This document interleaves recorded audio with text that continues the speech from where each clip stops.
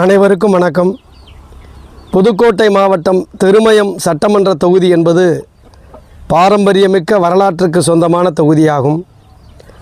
திருமயம் பகுதியிலே திருமயம் கோட்டை புராதனம் நிறைந்த வரலாறு படைத்த ஒரு கோட்டையாகும்.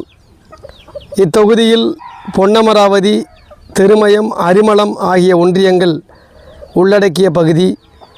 புதுக்கோட்டை தனி மாநிலமாக இருந்த பொழுது இந்த திருமயம் தாலுகா மிக பெருமை வாய்ந்த ஒரு தாலுகாவாகும். இந்த சட்டமன்றத்தில் குறிப்பாக அரசுக்கு வருவாய் தரக்கூடிய பல்வேறு தொழில் வாய்ப்புகள் இல்லை என்றாலும் கூட முதன்மையாக கனிம வளங்கள் இம்மாவட்டத்திலே அதிகம் இருக்கிறது. தினசரி பல லட்சம் ரூபாய் அரசுக்கு வருவாய் வரக்கூடிய கனிம வளங்கள் நிறைந்த ஒரு மாவட்டமாக புதுக்கோட்டை இருப்பதில் அதில் திருமயம் தாலுகா மிக முதன்மையாக இருக்கிறது. இந்த சட்டமன்ற தேர்தலிலே தொடர்ந்து 3வது முறையாக போட்டியிடக்கூடிய அனைத்து இந்திய அண்ணா திராவிட முன்னேற்றக் கழகத்தினுடைய மாவட்ட செயலாளர் எளியவர் பண்பாளர் திரு வைரமுத்து அவர்கள் இரட்டை இலை சின்னத்திலே வாக்குகள் சேகரித்து கொண்டிருக்கிறார்கள்.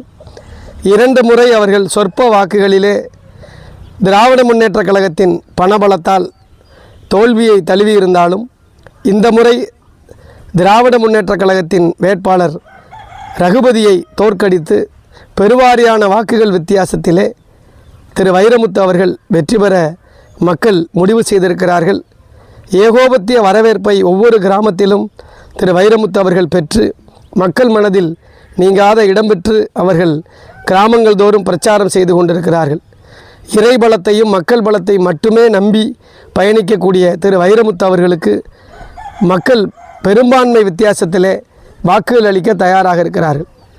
ஏன் வைரமுத்து அவர்கள் இத்தொகுதியிலே வெற்றி பெற வேண்டும்? இத்தொகுதி ஒரு புராதனமான தொகுதி என்று சொன்னேன். இந்த தொகுதியில் திருமயம் முதலில் நகராட்சியாக மாற்றப்படுவதற்கு நாம் முடிவெடுக்க வேண்டும். பேரூராட்சி அந்தஸ்தை பெற்றிருக்கக்கூடிய திருமயத்திற்கு போதுமான கட்டமைப்பு வசதிகளை கொண்டு வர வேண்டும். திருமயம் பகுதியில் அரசு போக்குவரத்து கழக பணிமனையை உடனடியாக நாம் செயல்பாட்டுக்கு கொண்டு வர வேண்டும் என்று சொன்னால் அனைத்து இந்திய அண்ணா திராவிட முன்னேற்றக் கழகத்தின் ஆட்சி வர வேண்டும். அதற்கு திரு வைரமுத்து அவர்கள் வெற்றி பெற வேண்டும்.